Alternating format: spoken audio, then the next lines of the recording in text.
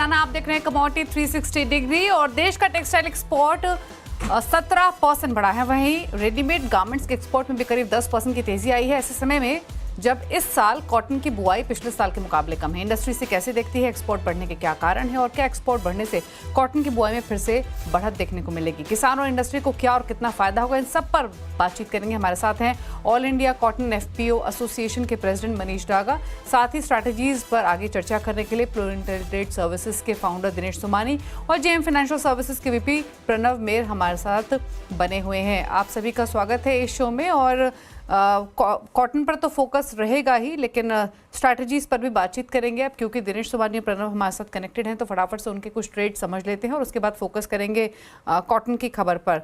प्रणव नमस्कार, स्वागत है आपका। पहले तो बताइए कौन से ट्रेड्स आपने आइडेंटिफाई किए हैं? नमस्कार। ट्रेड्स में अगर हम देखें तो आप नेचुरल गैस में एक अच्छी खासी रिकवरी की एक्सपेक्टेड है। चार्ट्स पे अगर हम देखें तो प्राइसेस ने 50 डे मूविंग एवरेज पे सपोर्ट लिया अराउंड 197, तो थोड़ी रिकवरी भी हमें देखिए 200 के आसपास चल रहा है अभी। तो यहाँ से हम नेचुरल गैस में एक बार लॉन्ग कर सकते हैं 196.50 के स्टॉप लॉस से। ऊपर की तरफ ये 205 208 की तरफ जाता है तो वहां पे एक बार प्रॉफिट बुक करना जरूरी है। ओवरऑल अगर आप देखें नेचुरल गैस तो अभी एक लॉन्ग टर्म मूविंग एवरेज यानी कि 100 डे और 200 डे मूविंग एवरेज के बीच में ट्रेड कर रहा है, तो इसी रेंज में थोड़ा कंसोलिडेट कर सकते हैं, क्योंकि हमने एक तेजी का माहौल भी देखा है और एक करेक्शन भी देखा है अराउंड 240 के वहां से। सो एक कंसोलिडेशन रेंज है, बट सपोर्ट है 50 डे मूविंग एवरेज का, जहां से प्राइसेस रिवर्स किए आज, तो वहां से एक बार उसके स्टॉप लॉस से बाय कर सकते हैं 205 208 के टारगेट के लिए। तो ये ट्रेड आपको रेकमेंड किया गया है नेशनल गैस पर। बाकी ट्रेड्स भी समझेंगे, लेकिन उससे पहले दिनेश जी आपकी तरफ से ट्रेडिंग कॉल्स क्या रहेंगी? बिल्कुल, गोल्ड मुझे ज्यादा स्ट्रॉन्ग लगता है। इंटरनेशनल कॉमिक्स अगर मैं देखता हूँ तो 2686 का एक ट्रिपल टॉप बनाया था, जहाँ आज ब्रेकआउट मिला है अभी। और मुझे लगता है इवनिंग सेक्शन में ईसीबी का इंटरेस्ट रेट कट का न्यूज आने से और भी तेजी से 25 बेसिस पॉइंट वहां पर कट होने की प्रबल संभावना है। अगर ऐसा होता है तो मुझे लगता है गोल्ड $2700 भी क्रॉस कर सकता है। और इंट्राडे में अगर किसी को खरीदारी करनी है 77880 के आसपास, ऊपर में 77150 के अंदर देखिए।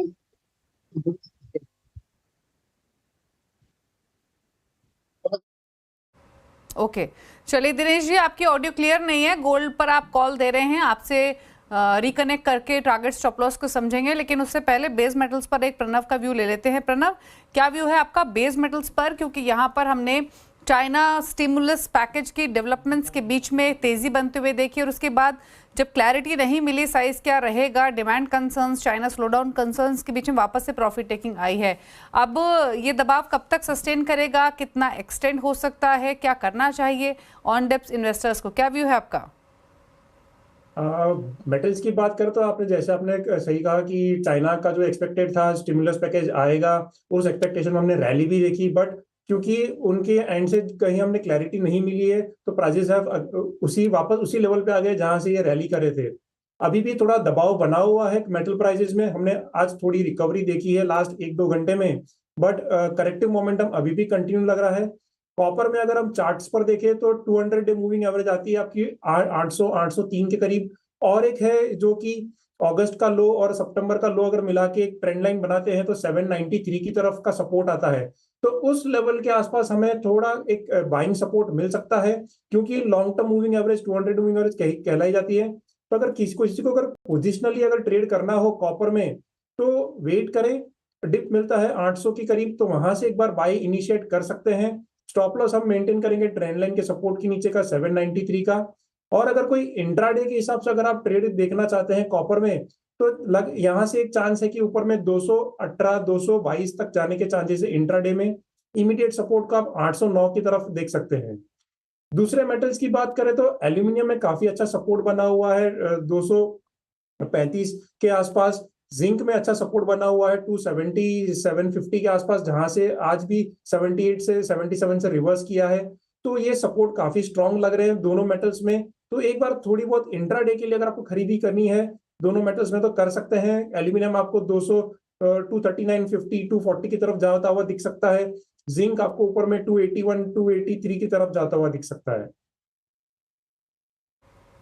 ओके, चलिए बेस मेटल्स पर आपको स्ट्रैटेजी मिली प्रणव की तरफ से, लेकिन अब बात करेंगे कॉटन की। और जैसे हमने शो की शुरुआत में भी कहा कि अगर आप टोटल टेक्सटाइल एक्सपोर्ट देखेंगे तो वहाँ पर 17% का इजाफा रहा है। रेडीमेड गारमेंट्स के एक्सपोर्ट में भी 10% का तेज़ी देखने को मिली है। हमारे साथ बने हुए हैं all India cotton FPO association के प्रेसिडेंट मनीष डागा। मनीष जी नमस्कार, स्वागत है आपका। तो पहले तो समझना चाहेंगे इन फिगर्स को ही, ये जो एक्सपोर्ट में इजाफा देखने को मिला है टेक्सटाइल में और साथ साथ रेडीमेड गारमेंट्स में, इसके पीछे के कारण क्या रहे, क्यों रहा ये सर्च?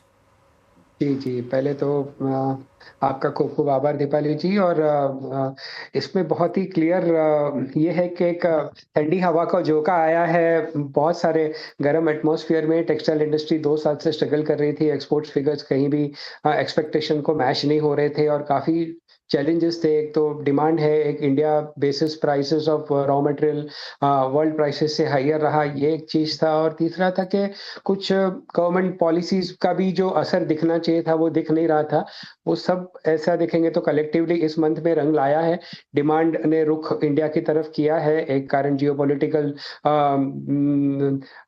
बेसिस भी है। बांग्लादेश के काफ़ी बायर्स इंडिया की तरफ मुड़े हैं और इंडिया ने वो अपॉर्चुनिटी ग्रैब की है। दूसरा कारण ये है कि रॉ मटेरियल प्राइसेस इंडिया में स्टेडी रहे हैं, तो जो डोमेस्टिकली कॉटन कवर्ड थे उन मिल्स को भी फायदा हुआ है और कुछ इंपोर्ट भी रीजनेबली प्राइस था इंडियन मिल्स के लिए। तो हम देखेंगे तो इंपोर्ट फिगर्स भी काफ़ी अच्छी तरह बढ़े हैं। 1.8 मिलियन बिल्स के ऊपर इंपोर्ट ऑलरेडी बुक हो चुका है सितंबर एंड तक इंडिया में। और तीसरी बात यह है कि गवर्नमेंट पॉलिसीज जो है, जो पीएलआई और दूसरी पॉलिसीज है, उसका भी कुछ पॉजिटिव असर अभी दिखने लगा है दीपाली जी। अच्छा, एक चीज़ और बताइए मनीष जी, अब हम कुछ समय पहले भी चर्चा कर रहे थे कि किस तरीके का बुआई है, कैसा प्रोडक्शन रह सकता है। अब क्योंकि कॉटन का किसान डिस्करेज हुआ है, इसीलिए हमने टोटल एक्रेज हो या फिर बुआई में कमी देखी है। अब क्योंकि ये नंबर्स जिस तरीके के दिखाई दिए हैं, बेसिकली समझना ये चाहते हैं कि जो एक्सपोर्ट नंबर्स आए हैं ये कितना सस्टेनेबल हैं, या ये सिर्फ जैसे आपने शुरुआत में कहा कि ठंडी हवा का झोंका है, ये सिर्फ शॉर्ट टर्म रिलीफ है एक्सपोर्ट नंबर्स, या फिर यहाँ से एक्सपोर्ट्स थोड़े सुधरते हुए दिखेंगे? पिक्चर पूरी क्या दिख रही है फिलहाल? जी, पिक्चर आपने बहुत ही रेलेवेंट क्वेश्चन पूछा है। एक साइड है प्रोडक्शन साइड, हमारा इंडिया का एरिया अंडर कॉटन सोइंग 9 से 10% इस साल कम हुआ है। 112-113 लाख हेक्टेयर पे इस साल है, जो 125 लाख हेक्टेयर इंडिया का एवरेज है। तो उसके कंपैरेटिवली हम लो हैं 9 to 10%। एक बात, दूसरी बात जो क्लाइमेट चेंज है, ग्लोबल वार्मिंग का असर कॉटन प्रोडक्टिविटी पे भी दिखेगा। बहुत एक्स्ट्राऑर्डिनरी क्रॉप हम नहीं देख रहे हैं, एक स्टेडी क्रॉप इस साल देख रहे हैं। और कुछ क्वालिटी के चैलेंजेस आएंगे आगे चल के, अगर ये बारिश कंटिन्यू रहती है जो भी साउथ सदर्न इंडिया के स्टेट्स में ऑलरेडी चल रही है। तो ये सब चैलेंजेस को हमें मिटिगेट करने के लिए बेसिकली जो कॉटन पूल और कॉटन रिजर्व मिलों को बनाना चाहिए, उस तरफ अभी तक माइंडसेट नहीं हुआ है। कॉटन को हेज करने की अभी तक मेंटालिटी मिलों की आई नहीं है, तो रिस्क मिटिगेट करना जरूरी है। ये ऑर्डर्स अगर सस्टेन कर रहे हैं, अभी तो किसी का फॉल बैक में हमें ऑर्डर्स मिले हैं। समझो बांग्लादेश वीक हुआ है, लेकिन श्रीलंका, पाकिस्तान, वियतनाम, ये सब ये ऑर्डर ग्रैब करने के लिए बहुत ईगरली कोशिश कर रहे हैं, कुछ कर भी चुके हैं। तो इसको सस्टेन करना होगा, तो we have to live with the current scenario के। बहुत एक्स्ट्राऑर्डिनरी क्रॉप इंडिया में कॉटन का नहीं है और कॉटन की क्वालिटी भी अभी तक क्लियरली डिफाइंड नहीं है। तो ऐसे में कैसे हम एक अच्छा रिजर्व पूल मिल बना सके, टेक्सटाइल मिल्स, और अपने फॉरवर्ड सेल्स को सिक्योर कर सके। दूसरा है कि हेजिंग कैसे करें कॉटन का, इसका भी एक मैकेनिज्म मिलों को बनाना होगा, रिस्क मिटिगेट करना जरूरी है। और तीसरा है कि इन ऑर्डर्स को कंटिन्यू करने के लिए हमने बहुत सालों से सुन रहे हैं कि चाइना +1, बहुत सारी कंट्रीज इंडिया को देख रही है, लेकिन उस तरह इंडिया अपना मार्केट शेयर नहीं बढ़ा पाया है। तो अब चाइना प्लस बांग्लादेश +2 करके अगर किसी को इंडिया पे एक्सपेक्टेशन है, तो ये ऑर्डर्स किसी भी हालत में बाहर नहीं जाए। इसके लिए हम कॉटन प्राइसेस को रेगुलेट तो नहीं कर सकते, बिकॉज किसान को अपना बेसिक मुआवजा तो मिलना चाहिए, पर दूसरी बहुत सारी चीजें हैं जो मिले कर सकती हैं। और कॉटन प्रोडक्टिविटी के लिए तो कलेक्टिवली मेहनत करनी ही होगी। कॉटन सरप्लस होगा तो कॉटन रीजनेबली प्राइस होगा, तो इंडिया इन एक्सपोर्ट नंबर्स को every month on month retain कर पाएगा।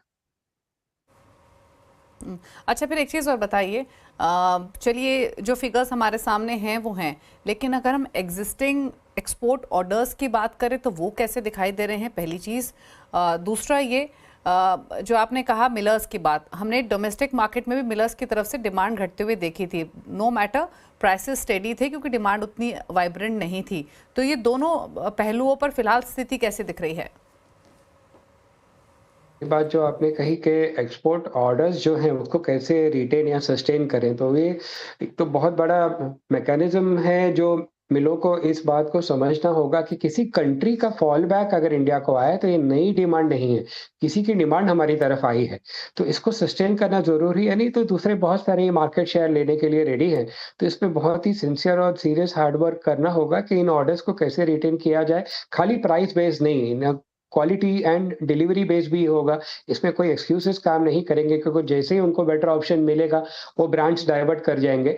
तो अभी वो फॉल बैक केस में आए हैं, लेकिन उनका फर्स्ट चॉइस इंडिया अगर बनना है, तो हमें और थोड़ा प्रोफ़ेशनली इसको हैंडल करना होगा, ये मिलों को समझना होगा, ऐसा मेरा पर्सनली और प्रोफ़ेशनली मानना है। दूसरा है कि भी प्रोडक्टिविटी और कॉटन प्रोडक्शन जो जिस तरह जा रहा है, जिस तरह एग्रीकल्चर के प्राइसेज़ बढ़ रहे हैं, सामने कॉटन एमएसपी की तरफ भी दिख रहा है, तो इसको कैसे मिल्स और फार्मर्स को बैलेंस किया जाए, ये भी एक पहलू को खास देखना ज़रूरी है। ओके, एक last question quickly Manish ji आपसे, प्राइसिंग को लेकर क्या व्यू है फिलहाल? प्राइसेस किस ट्रैजेक्टरी में यहाँ से गोइंग फॉरवर्ड दिख रहे हैं और डोमेस्टिक डिमांड कैसी लग रही है? जी, जी। डोमेस्टिक डिमांड ख़ास करके मुझे लग रहा है कि टेक्निकल टेक्सटाइल्स और टेक्निकल रिलेटेड में प्रोपोर्शनेटली बेटर बढ़ रही है और अभी समर सेल्स के लिए भी इंडिया को ऑर्डर्स मिलने के पॉजिटिव चांसेस हैं। प्राइसेस मुझे लग रहे हैं कि ग्रेजुअली बढ़ेंगे और बहुत ही क्वालिटी बेस्ड प्राइसेस रहेंगे। यहाँ से घटते तो कम लग रहे हैं बिकॉज़ अभी एक अंदाज़ कॉटन क्रॉप का हमें मिल चुका है, सोइंग फ्रीज़ हो चुका है और डिमांड अगर यहाँ से बढ़ती है, तो यहाँ से घटने का चांस तो बहुत ही कम है, यहाँ से बढ़ने का चांस ज़्यादा लग रहा है। चलिए, शुक्रिया मनीष जी शो में आने के लिए और व्यूज़ देने के लिए इस पूरी ही डेवलपमेंट पर। दिनेश सुमानी हमारे साथ कनेक्टेड हैं। दिनेश जी, जो सर्ज देखा है एक्सपोर्ट्स में वो वन ऑफ है। बांग्लादेश की सिचुएशन के हिसाब से ये एक्सपोर्ट ऑर्डर्स मिलते हुए दिखाई दिए हैं, लेकिन अगर हम प्राइसिंग की बात करें, नो डाउट किसान डिस्करेज हुआ है बुआई के लिए, इसीलिए हमने एरिया अंडर एक्रेज भी घटते हुए देखा है। प्राइसेस ऑल दो स्टेडी रहे हैं। अब यहाँ से प्राइस ट्रैजेक्टरी कैसी दिख रही है कॉटन की? दीपाली जी, इंटरनेशनल मार्केट को अगर हम मद्देनजर रखते हैं तो वहां पर ऐसी बहुत बड़ी तेजी या मंदी नजर नहीं आती है। डाउन साइड $68 आता है और अप साइड में $78 का रेजिस्टेंस है। तो मुझे लगता है unless and until international market बढ़ेगा, हमारे यहाँ बहुत ज्यादा एक्सपोर्ट का स्कोप नहीं है और इसीलिए हमारे यहाँ जो प्राइसेस है मुझे लगता है इन्हीं भाव पर स्टेबल होके थोड़ा बहुत बढ़ सकता है, बट यहाँ से घटने की संभावना मुझे काफी कम नजर आती है। ओके, चलिए रुक रहे हैं इसी के साथ एक ब्रेक के लिए। ब्रेक के उस पार बात करेंगे कुछ और स्ट्रैटेजीज की। प्रणव मेहरा और दिनेश सुमानी हमारे साथ बने हुए हैं, जल्द वापस आते हैं।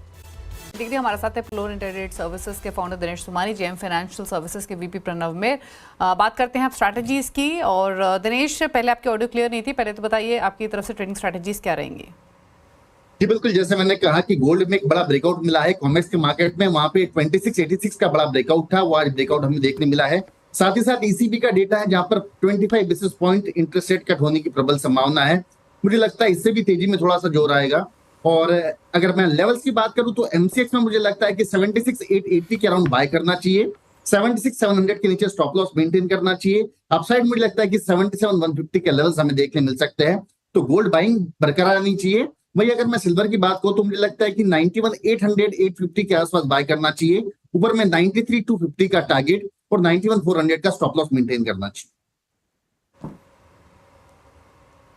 ओके, अच्छा, कच्चे तेल पर एक राय ले लेते हैं। प्रणव, क्या राय है आपकी? इंटरनेशनल मार्केट्स में हमने $73 के आसपास प्राइस स्लिप होते हुए देखे थे और हालांकि किस तरीके की डेवलपमेंट्स रहेंगी ग्लोबल फ्रंट पर वो काफ़ी इंपॉर्टेंट है, फिर चाहे वो ईरान इजराइल टेंशन ही क्यों ना हो या फिर आईए के एस्टिमेट से वापस प्राइसेस थोड़ा हल्का ज़रूर हुए हैं। ग्लोबल डिमांड कंसर्न तो कंसिस्टेंटली बना हुआ है ही।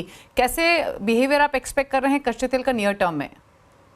दीपाली जी, हमने एक करेक्शन देखा है, ऑलमोस्ट 7% का करेक्शन देखा मंडे और ट्यूसडे को।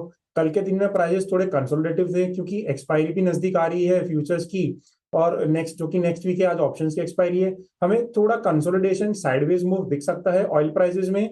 नीचे में हम 5850 का सपोर्ट मान के चलेंगे एमसीएक्स क्रूड का, जो कि करंट मंथ का होगा, और ऊपर में 6000। अगर आप सुबह से देखें, कल का दिन भी देखें, तो इसी रेंज में प्राइसेस ट्रेड कर रहे हैं। तो हमें एक ब्रेकआउट का वेट करना चाहिए। 5850 के नीचे या तो ब्रेकडाउन कर जाए या तो 6000 के ऊपर ब्रेकआउट आ जाए, तो हमें थोड़ा क्लैरिटी मिल सकती है कि भाई प्राइसेस किस तरफ चलेंगे वन साइड।